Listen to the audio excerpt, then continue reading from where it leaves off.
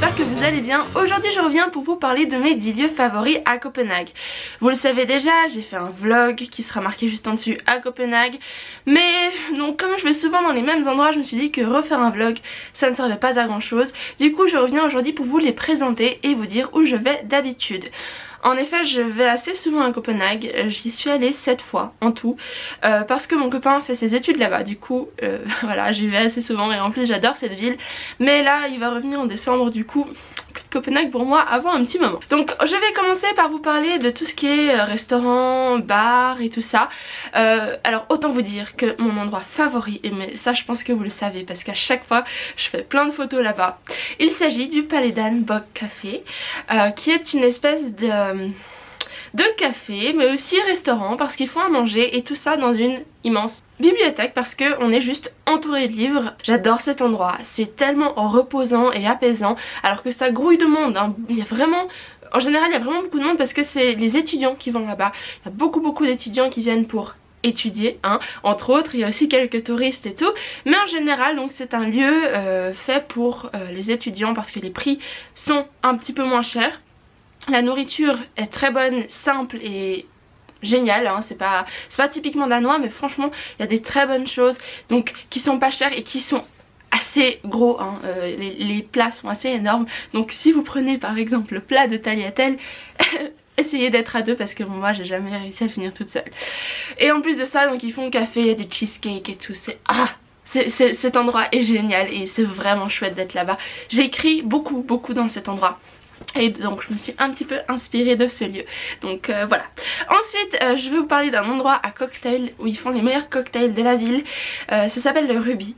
Si vous ne savez pas où c'est, eh bien vous n'aurez aucune chance de tomber dessus parce qu'en fait ça se trouve juste en dessus de l'ambassade de Géorgie et donc c'est dans un bâtiment, c'est pas un bar qu'on voit depuis l'extérieur. Il faut vraiment entrer dans un bâtiment et entrer dans ce bar et il est très chic hein. C'est vraiment on a l'impression d'être chez quelqu'un qui a une déco mais juste incroyable parce que c'est assez petit, c'est très convivial, très chaleureux. Vous savez ces Danois ils ont toujours cet effet avec la lumière un peu tamisée, c'est génial. Ils font les cocktails devant vous, ils changent souvent la carte et c'est toujours des cocktails très raffinés mais à des prix abordables. Mais franchement c'est très chouette. Je sais pas je pense pas que j'ai fait de photos là-bas parce que il fait en général très sombre donc ça donnait pas très bien, mais franchement je vous le conseille si vous voulez des très bons cocktails. Ensuite un autre endroit pour manger, alors ça c'est un peu l'incontournable, c'est le street food.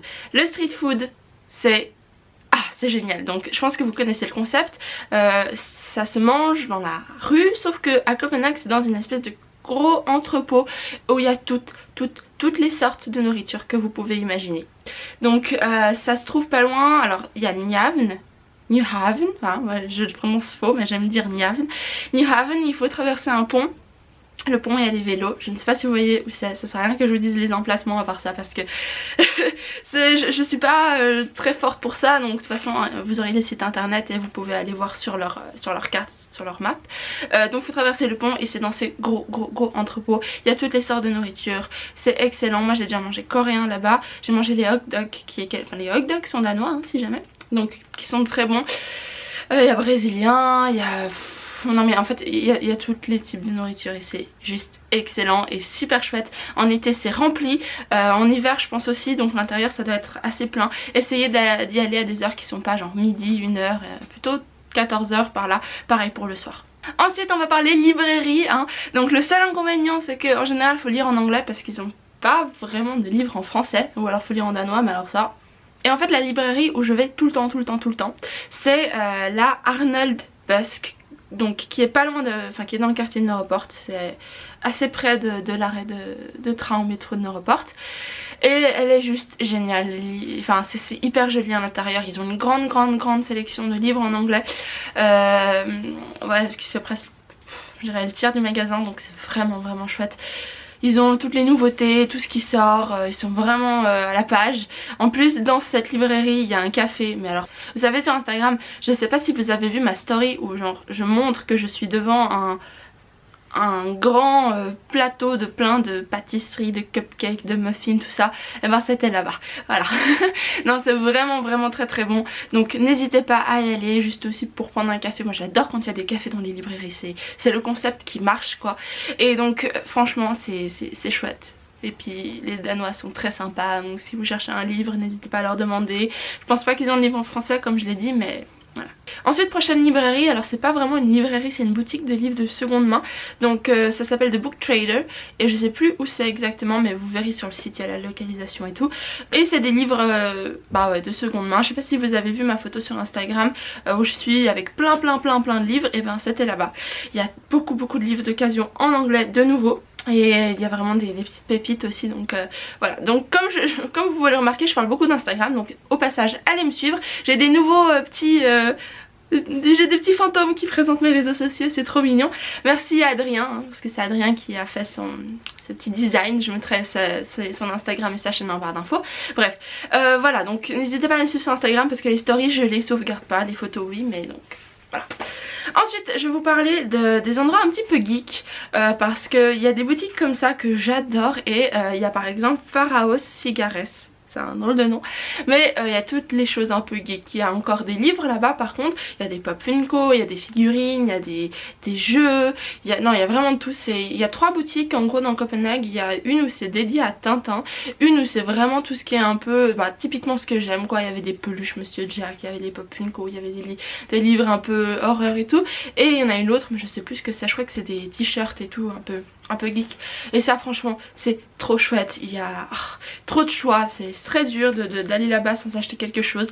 Donc je vous conseille vraiment, de nouveau c'est pas loin de Neuroport, donc n'hésitez pas à aller faire un tour parce qu'en fait tout ce que je vous présente ici sont au plein centre-ville, sauf une chose tout à la fin, mais tout est au centre-ville, tout peut se faire à pied, donc c'est le bon plan.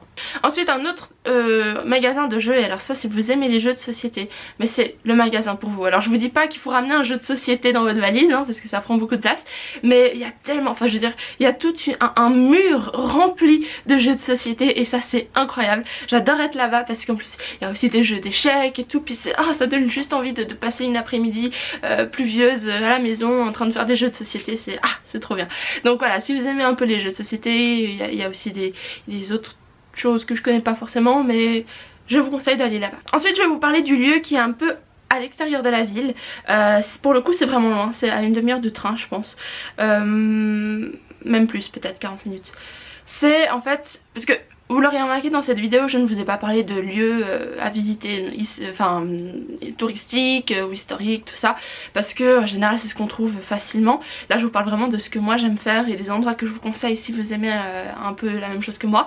Mais là c'est vraiment un monument, hein, c'est un château, mais il est un petit peu loin. Et puis c'est pas forcément celui auquel on pense directement parce qu'il est un peu plus en retrait de la ville, du coup je pense que les touristes le font moins, c'est pas vrai parce qu'il y avait plein de touristes quand j'y suis allée, mais disons qu'il est un peu moins connu. C'est le château de Frederiksborg qui est à Hillerød, donc il faut prendre le train pour aller là-bas. Et franchement ce château c'est le plus gros que j'ai jamais vu. Je suis jamais allée à Versailles donc je veux pas comparer, mais c'est un peu le même concept. C'est un énorme château avec je ne sais pas combien de pièces, je ne sais pas combien d'étages, mais à l'intérieur il y a que il y a toutes les meubles, des meubles anciens, il y a des tableaux, c'est juste que des choses vraiment impressionnantes. C'est à des dimensions mais immenses, on sent vraiment tout petit quand on est là-bas.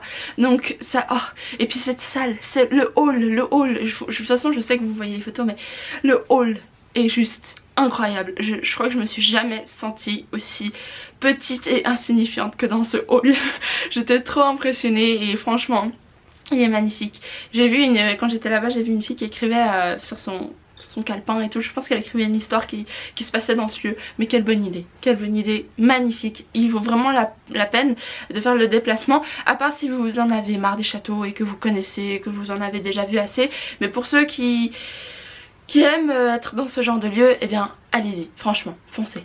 Ensuite on va parler un peu de shopping. Alors moi il y a 2 endroits où j'adore aller et où je vais toujours, d'ailleurs c'est là d'où vient mon pull, je sais pas si vous pouvez voir, c'est Other Stories and Other Stories. Bref, cette boutique, je crois que je pourrais m'habiller là-dedans, il y a tout qui me plaît. Je dis pas que tout me va hein, mais il y a tout qui me plaît en tout cas. J'adore tous ces pulls genre cosy et tout, c'est vraiment un style nordique parce que je crois que c'est basé à Stockholm et c'est sous le groupe de H&M en fait, enfin c'est un sous-groupe d'H&M, mais franchement rien à voir, la qualité, les vêtements c'est bien au-dessus. Franchement j'adore ces vêtements, j'ai acheté pas mal de choses là-bas. Et si vous voulez une fois voir, je sais pas, des vêtements sur cette chaîne, dites-le moi, mais je suis pas douée pour ça. Non, franchement, c'est vraiment un style détente, chic et décontracté en fait, c'est ça. Et l'autre boutique que je vais vous présenter, c'est Moss Copenhagen, donc c'est une boutique danoise pour le coup.